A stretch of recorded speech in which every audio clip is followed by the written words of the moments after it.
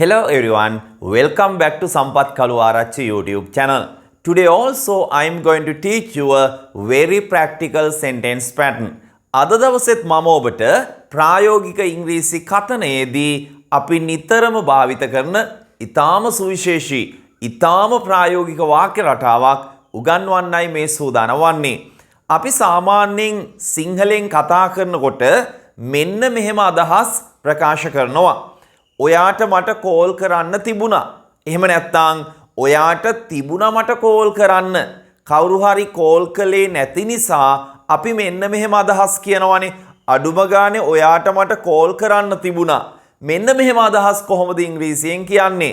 ඔයාට එහෙ යන්න තිබුණා. එහෙම නැත්නම් අපිට වේලාසනින් එන්න තිබුණා.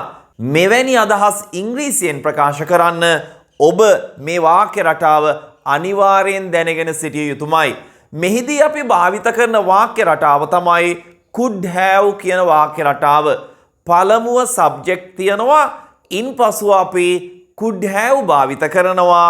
ඔබ හොඳින් මතක තියාගන්න තිරයේ දිස් වෙන පරිදි could have ට පස්සේ අපි තියන්නේ ක්‍රියාපදයේ past participle ස්වරූපය. ක්‍රියාපදයේ past participle ස්වරූපය ගැනත් ඔබට යම් කිසි අවබෝධයක් තිබිය යුතුයි මෙම වාක්‍ය රටාවෙන් වාක්‍ය නිර්මාණය කිරීම සඳහා. හොඳයි, අපි පළවෙනි උදාහරණ වාක්‍යයට යමු. ඔයාට තිබුණා මට කෝල් කරන්න. එහෙම නැත්නම් ඔයාට මට කෝල් කරන්න තිබුණා.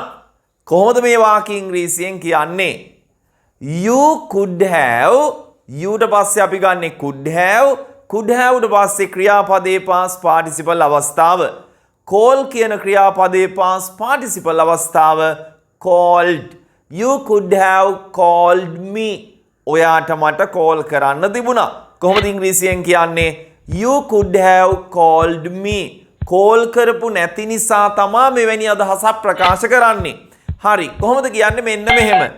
අඩුම තරමින් ඔයාට මට call කරන්න තිබුණා. එහෙම නැත්නම් අඩුම තරමින් ඔයාට තිබුණා මට call කරන්න. අඩුම තරමින් කියන්න අපි භාවිත කරන්නේ at least. අඩුම තරමින් at least. At least you could have called me. අඩුම ගානේ අඩුම තරමින් ඔයාට තිබුණා මට call කරන්න.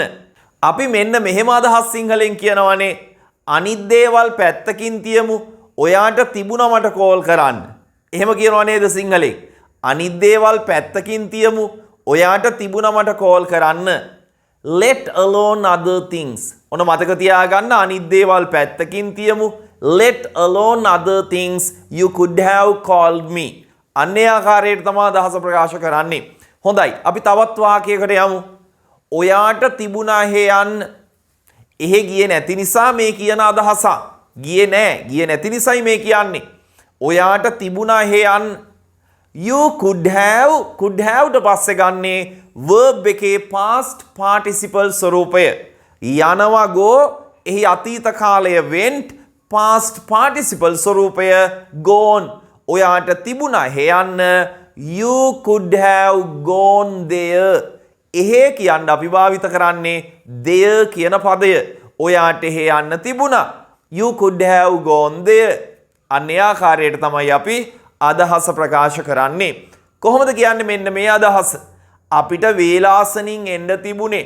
වේලාසනින් ආවේ නැහැ. වේලාසනින් එන්න නොහැකි වුණා යම් කිසි හේතුවක් නිසා. එවැනි අවස්ථාවක අපි කියනවානේ අපිට වේලාසනින් එන්න තිබුණේ. කොහොමද ඉංග්‍රීසියෙන් කියන්නේ? We could have come කියන ක්‍රියාපදයේ past participle ස්වරූපයත් කම්මයි. We could have come early. early කියන්නේ වේලාසනින්. We could have come early. අපිට වේලාසනින් එන්න තිබුණේ. ඔබ හොඳින් මතක තියාගන්න මේ වාක්‍ය රටාව ඊටාම ප්‍රයෝජනවත්. හොඳයි, අපි තවත් උදාහරණ වාක්‍යයකට යමු.